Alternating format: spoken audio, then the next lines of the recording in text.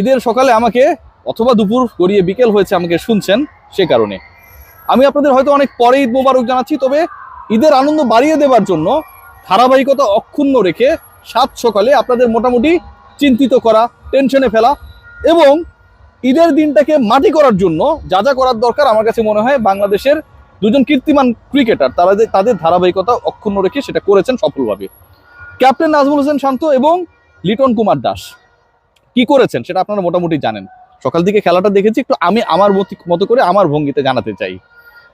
Captain শান্ত তিনি যখন bat করছিলেন ঠিক সেই সময়টা এমন একটা সিচুয়েশন, সেকেন্ড ওভারে খেলা চলছে, স্পিন বোলিং অ্যাটাক আসলো এবং স্পিনার যখন রাউন্ড দ্য উইকেটে বল করতে গেলেন, মোটামুটি পৃথিবীর যে বাচ্চাটা ক্রিকেট খেলা নতুন বোঝা শুরু করেছে বা খেলা শুরু করেছে, এরকম সুন্দর সুন্দর মাঠ রয়েছে বিভিন্ন জায়গায়, তারাও বুঝে গেছেন যে আসলে বল ভেতরে ঢুকানোর পরিকল্পনা নেই, সেই পার্টিকুলার স্পিনার তার বলটাকে ডেলিভার করবেন। নাজমুল হোসেন শান্তর দুর্বলতার জায়গা কোথায় সেটাও মোটামুটি আমরা টেকনিক্যালি জানি। যেই পরিকল্পনা নিয়ে বোলার অ্যাটাক করলেন সেই পরিকল্পনাটাও আউট হবার আগ পর্যন্ত নাজমুল হোসেন শান্ত জানতেন, তার দুর্বলতা তিনি জানতেন এবং বোলারের বোলিং পজিশন দেখে অনুমান না করতে পারার কোনো কারণ নাই। বিশাল একটা গ্যাপ ব্যাট এবং প্যাডের মধ্যে, বলের মধ্যে, তিনি বোল্ড আউট হয়ে চলে গেলেন। নাজমুল হোসেন শান্ত গট আউট। এরপরে তার যে এবারের বিশ্বকাপের ব্যাখ্যা, কিভাবে তিনি এখনো ক্যাপ্টেন, কিভাবে তিনি এখনো 11 সুযোগ পান, সেই আলোচনায় আসছি। লিটন কুমার দাস, মনে হচ্ছিল আজকে লিটন সত্যি সত্যি দ্য ভিঞ্চির মোনালিসা, কিন্তু লিটন কুমার দাস আবারও প্রমাণ করলেন যেই উপাধি তিনি পেয়েছিলেন বা তাকে দেয়া হয়েছিল দুর্বল জিম্বাবুয়ের বিপক্ষে নানা সময় পারফর্ম করার পর, সেই লিটন যখন জিম্বাবুয়ের এগেনস্টেই সবশেষ হোম সিরিজে ব্যর্থ হয়েছেন, সেই তিনি আর ফিরবেন না হয়তো সহজে। সেই তিনি নেপালের বিপক্ষেও ব্যর্থ, সেই তিনি পুল করতে গিয়ে বল জাস্ট আকাশের উপরে তুললেন, গট আউট। বাংলাদেশের দুজন টপ অর্ডার কীর্তিমান ব্যাটার, তারা এখন পজিশন চেঞ্জ করে খেলেন, কিন্তু কেউ আসলে আপনাকে বুঝতে দেবে না যে কে ওপেনিং এ ছিল, কে ওয়ান ডাউনে ছিল। আগের দু ম্যাচে লিটন ছিলেন ওয়ান ডাউনে, ব্যর্থ হয়েছেন দারুণভাবে, এবং সেই একই দুই ম্যাচে নাজমুল হোসেন শান্ত উপরে উঠেছেন, ওপেনার ছিলেন, তিনিও ব্যর্থ হয়েছেন। এই দুজন ক্রিকেটারকে এফোর্ট করতে গিয়ে বাংলাদেশ দল, চান্ডিকা হাথুরু সিং এর দল, বাংলাদেশ ক্রিকেট বোর্ড গত 4টা ওয়ার্ল্ড কাপ ম্যাচে 3বার ওপেনিং প্লেয়ার চেঞ্জ করেছে। প্রথমে সৌম্য তামিম, তারপরে তামিমের সাথে নাজমুল হোসেন শান্ত, এদিন তামিমের সাথে Liton Kumar Das. Righty lefty combination আমাদেরকে বজায় রাখতে হবে এবং প্রথম বলেই উইকেটের পতন ঘটেছে, ডাউন দ্য উইকেটে খেলতে গেছেন আমার ভাই তামিম। এই তো ঘটনা। একবার খেয়াল করে দেখুন যে বাংলাদেশ বিশ্বকাপ খেলছে, বাংলাদেশ বিশ্বকাপ খেলে, বাংলাদেশের জন্য বিশ্বকাপের এক্সপিরিয়েন্সটা নতুন না, কিন্তু দুঃখজনক হলেও সত্য, যখন নেপালের মতো একটা দলের বিপক্ষে, একটা সহযোগী সদস্যের বিপক্ষে বাংলাদেশের ক্রিকেটাররা, প্রতিষ্ঠিত ক্রিকেটাররা এই ধরনের ক্রিকেট ডিসপ্লে করে, যখন এরকম একটা দলে, বাংলাদেশের তো স্বপ্নটা অনেক বড়, বাংলাদেশ ক্রিকেট বোর্ডের অনেক অর্থ, অনেক ব্যবস্থাপনা, অনেক বিনিয়োগ, যখন সেই দলের ক্যাপ্টেনের বিশ্বকাপের 4টা ইনিংস হয় যথাক্রমে 7, 14, 1 এবং 4 ইনিংসে, যখন তিনি 26 রানের বেশি করতে পারেন না এবং এই দিনও 80 স্ট্রাইক রেটের বেশি করতে পারেন নাই, 4 রানে মাত্র আউট হয়ে গেছেন। টোটাল এবারের ওয়ার্ল্ড কাপে নাজমুল হোসেন শান্তর স্ট্রাইক রেটটা একবার দেখিনি, সেটা আরো বেশি আপনাকে অবাক করবে, আপনাকে বিব্রত করবে, আপনাকে লজ্জিত করবে এবং প্রশ্ন তৈরি করবে, এই ছেলেটাকে আমি যে ক্যাপ্টেন বানিয়েছি তার কি আসলেই জাতীয় দলের একাদশে খেলার যথেষ্ট প্রায়োগিক যোগ্যতা এই মুহূর্তে রয়েছে কিনা। খেয়াল করে দেখবেন, প্রথম ম্যাচে তিনি স্ট্রাইক রেটে ব্যাট করেছিলেন 53, দ্বিতীয় ম্যাচে 60, তারপরে ম্যাচে 33, আজকে 80। বাংলাদেশ দলের ক্যাপ্টেন, এবং you cannot do anything against him. Against বলতে আমি বোঝাচ্ছি দল থেকে তাকে সরানোর কোনো উপায় নেই। যিনি মোটামুটি একটা ধারাবাহিকতায় ফেরার চেষ্টা করেছিলেন বিভিন্ন ট্যুরে, হোম সিরিজে, বিশ্বকাপে, একটু খেলা শুরু করার পরেও তাকে 3 ফরম্যাটের ক্যাপ্টেন বানিয়ে দেওয়া হয়েছে, কারণ এই প্রেসক্রিপশনটা দিয়েছে আমার মহান কোচ চান্ডিকা হাথুরু সিং এবং বাংলাদেশ ক্রিকেট বোর্ডকে সেটা রাখতেই হবে।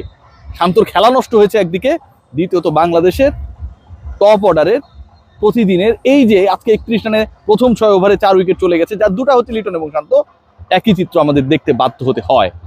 খেয়াল করে দেখবেন, নাজমুল হোসেন শান্ত তিনি ক্যাপ্টেন এবং আমরা এমন একটা সিচুয়েশনে রয়েছি যেখানটায় হচ্ছে তার অবস্থানটা, তার পজিশনটা ফিক্সড, তিনি থাকবেনই। অনেকের ব্যাখ্যা, ক্রিকেট বোর্ডের অনেকেই ব্যাখ্যা করার চেষ্টা করেন শান্ত তো দুর্দান্ত ক্যাপ্টেন্সি করছে, তিনি ভালো ফিল্ড সাজাচ্ছেন, ভালো বোলিং অ্যাটাক আনছেন, এটাই কি একজন ক্যাপ্টেনের কাজ? এটাই কি একজন ক্যাপ্টেন করার জন্য মাঠে নামেন? তার পারফরমেন্স মানে কি হচ্ছে শুধু বোলিং অ্যাটাক ঠিকঠাক করার, ফিল্ড সাজানো? তাহলে তো আমাদের নাজমুল হাসান পাপন ভাই তো বিভিন্ন সময় বলেন যে অমুককে কোনো ওই সময় ব্যাটিংয়ে পাঠানো হলো না, তাকে কেন বোলিংয়ে আনা হলো না, ফিল্ডিংটা এরকম না হয়ে ওরকম হলে ভালো হতো। যে কেউ তো তাহলে ক্যাপ্টেন হয়ে যেতে পারে। জাতীয় দলের ক্যাপ্টেন যিনি হবেন, যিনি 18 কোটি মানুষের প্রতিনিধিত্ব করবেন, সেই মানুষটাকে নিজের পারফরমেন্সের প্রতিনিধিত্ব করতে হবে। নাজমুল শান্ত ব্যর্থ হচ্ছেন। Let's talk about Liton Kumar Das. Liton Kumar Das এবার দিয়ে টানা 9টা আন্তর্জাতিক টি20 ইনিংসে বিলো 100 স্ট্রাইক রেটে ব্যাট করেছেন। এগুলো কারো চোখে পড়ে না ভাই, আমার এই কথাগুলো কেউ শোনে না। এই যে আপনারা যারা আমাকে শুনছেন, আপনারা আমার কমেন্ট বক্সে গিয়ে যে আলোচনাগুলো করেন, বলেন রিয়াসাদ আজিম আপনার জন্য ক্রিকেট নষ্ট হচ্ছে, আপনি এদেরকে ইন্সপায়ার করেন। ভাই অনেস্টলি বলেন তো, আজকে ঈদের দিন, পবিত্র দিন, যারা এরকম ক্রিকেট ডিসপ্লে করছে তাদেরকে ইন্সপিরেশন দেওয়ার জন্য, ইন্সপায়ার করার জন্য কোনো অবশিষ্ট ওয়ার্ড আপনাদের কাছে রয়েছে? নেপালের বিপক্ষে বাংলাদেশ যখন এই অথর্ব ক্রিকেট খেলে, নেপালের বিপক্ষে বাংলাদেশের টপ অর্ডার যখন এই ধরনের ক্রিকেট খেলে, নেপালের বিপক্ষে যে বলটা ভেতরে ঢুকবে বোঝার পরও, স্পিন বোলারের অবস্থান বোঝার পরও আমার ক্যাপ্টেন ভেরি ফার্স্ট বলে আউট হয়ে যান। লিটন কুমার দাসকে যখন আমরা ক্যারি করি এবং অন্য ক্রিকেটারকে আমি যখন জিম্বাবুয়ে সিরিজে সুযোগ দেওয়ার পরেও 15 সদস্য রাখার পরও একটা ম্যাচ খেলানোর জন্য আমি চেষ্টা করি না। I am talking about Parvez Hossain Emon. এর থেকে দুঃখজনক কি কিছু হতে পারে? 18 কোটি মানুষের ক্রিকেট বোর্ড, 18 কোটি মানুষের ক্রিকেটের আবেগ, 18 কোটি মানুষের 36 কোটির চোখ যখন জলজল করে, ছলছল করে বাংলাদেশের এরকম ম্রিয়মান পারফরম্যান্সে, ঠিক তখন এর ব্যাখ্যাটা কি? Liton Kumar Das, let's talk about him. Liton Kumar Das, আমি একটু আগেই বলছিলাম যে লিটন কুমার দাসের অবস্থা এত খারাপ যে সবশেষ 9টা আন্তর্জাতিক টি20 ইনিংসে একটা ম্যাচেও তিনি 100-র উপরে স্ট্রাইক রেটে ব্যাট করতে পারেন নাই। এবারের বিশ্বকাপে তার অবদান 36, 9, 1 এবং 10। স্ট্রাইক রেট হচ্ছে 94, 69, 50, 83। যেদিন তিনি 36 রান করলেন এবং সেই ম্যাচে বাংলাদেশ শ্রীলঙ্কার বিপক্ষে মোটামুটি ভালো খেললো, জয় পেয়ে গেল শেষ মুহূর্তে, যদিও একটা ডিবেকল হয়েছিল, বাংলাদেশ জিতে গেছে, সবাই এমন ভাবে সোশ্যাল প্ল্যাটফর্ম ফাটানো শুরু করলে লিটন কাম ব্যাক। লিটন যেভাবে শুরু করেছে সেটাই দরকার ছিল। লিটন প্রপার ক্রিকেট খেলেছে। এবারে বিশ্বকাপটা লিটনের। এরপরে ইনিংসগুলো হচ্ছে 9, 1 এবং 10। পরের 3 ইনিংসে তিনি করেছেন মাত্র 9, 1 মানে 10 প্লাস 10, 20 রান। স্ট্রাইক রেটের কথা যেটা বললাম, এরকম স্ট্রাইক রেটে যখন আপনার টপ অর্ডার ব্যাট করবে, ঠিক তখন সেই প্রেশারটা ক্রিয়েট হয় সাকিবদের উপরে, ঠিক তখন সেই প্রেশার ক্রিয়েট হয় মাহমুদুল্লাহ রিয়াদের উপরে, তাহমিদ হৃদয়ের উপরে, জাকির বা অন্য যে ব্যাটসম্যানরা রয়েছেন তাদের উপরে। বাংলাদেশ প্রত্যেকটা ম্যাচে পাওয়ার প্লেতে যখন 3-4 উইকেট হারায়, পাওয়ার প্লেতে অ্যাটলিস্ট 6 রান রেটে যখন বাংলাদেশ রান তুলতে বারবার ঢুকে, ঠিক তখন লিটন কুমার দাস এবং নাজমুল শান্তকে যথেষ্ট দায়ী করার সুযোগ রয়েছে। খেয়াল করে দেখবেন দুজনের যে অবদান, আজকের ম্যাচে টোটাল হচ্ছে 14 রান এবং দুজন খেলেছেন 17 বল। একবার খেয়াল করে দেখুন যে এই দুজন ক্রিকেটার আগের ম্যাচেও দারুণ একটা সামঞ্জস্য রেখে ব্যাট করেছিলেন। লিটন করেছিলেন 1 রান 2 বল খেলে, শান্ত করেছিলেন 1 রান 3 বল খেলে। এই যে কম্পিটিশন, ব্যর্থ হবার কম্পিটিশন, না পারার কম্পিটিশন, এই যে কম্পিটিশন, কে আগে বাংলাদেশের মানুষকে সাত সকালে ঈদের শুভেচ্ছা তার আউটের মাধ্যমে জানাতে পারে, এর ব্যাখ্যাটা কি ভাই? বাংলাদেশ জাতীয় দলটা এত এত এত হালকা হয়ে গেছে। ম্যাচের পর ম্যাচ ক্রিকেটাররা ব্যর্থ হবে, স্ট্রাইক রেট বলে কোনো কিছু থাকবে না। ম্যাচের পর ম্যাচ সেই ক্রিকেটারকে কন্টিনিউ করতে হবে। একজন কিপিং করতে পারেন, তার কাজ শুধু কিপিং করা, অন্য কোনো কাজ না, সে কারণে আরেকজন ক্যাপ্টেন্সি করতে পারেন, তিনি বোলিং চেঞ্জ করতে পারেন, তিনি ফিল্ডিং চেঞ্জ করতে পারেন, এ কারণে তিনি দলে থাকবেন। বাকি 9 জন জীবন বাজি রেখে তার পারফরমেন্সটা দেখাবে। এটাই কি আসলে বাংলাদেশ জাতীয় দলে ক্রিকেটারদের রোল, বাংলাদেশ ক্রিকেট বোর্ডের রোল, সিলেকশন প্যানেলের রোল?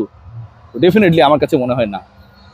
বাংলাদেশ প্রত্যেকটা ম্যাচে যেই ধরনের হতাশাজনক পারফরমেন্স টপ অর্ডার থেকে আসছে এবং যেটা নেতৃত্ব দিচ্ছেন দলের ক্যাপ্টেন, এবং যেটা নেতৃত্ব দিচ্ছেন দলের আরো একজন ক্যাপ্টেন হওয়ার রেসে ছিলেন তিনি, এবং যখন তাদের ব্যাপারে অনেকটা হচ্ছে কি হলো না হলো আমি দেখলাম না অবস্থা, ঠিক তখন আসলে আমার এই বক্তব্য, আমার এই কথা, আমার এই আবেগ কিংবা আপনাদের আমাকে গালিগালাজ করা কোনোটাই কাজে আসে না।